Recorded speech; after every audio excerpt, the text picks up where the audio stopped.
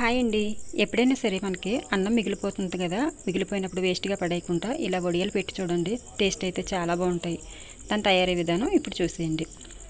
ఇక్కడ నాకు అన్నం మిగిలిపోయిందండి, ఎక్కువగానే ఉంది. దానిలోకి పచ్చిమిరపకాయలు, అల్లం ముక్కలు, కరివేపాకు మిక్సీ గిన్నెలో వేసుకోవాలి. అలాగే తగినంత ఉప్పు కూడా వేసి కచ్చాపచ్చిగా మిక్సీ పట్టి వేరే గిన్నెలోకి తీసుకోవాలి. అదే మిక్సీ గిన్నెలోకి కొద్దిగా అన్నం వేసుకుని కొద్దిగా నీళ్లు పోసి మెత్తగా గ్రైండ్ చేసుకోవాలి.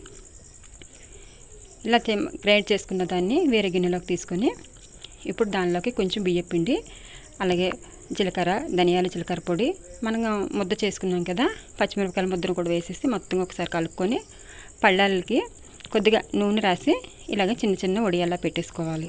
అంతేనండి, ఎంతో టేస్టీ అయిన అన్నం వడియాలు అయితే రెడీ అయిపోయి. ఇవైతే నాకు ఎండడానికి 3 రోజులు పట్టిందండి. టేస్ట్ అయితే చాలా బాగున్నాయి. మీరు కూడా ఒకసారి ట్రై చేయండి. మీకు కనుక వీడియో నచ్చినట్లయితే లైక్ చేయండి, షేర్ చేయండి, మన ఛానల్ సబ్స్క్రైబ్ చేయండి.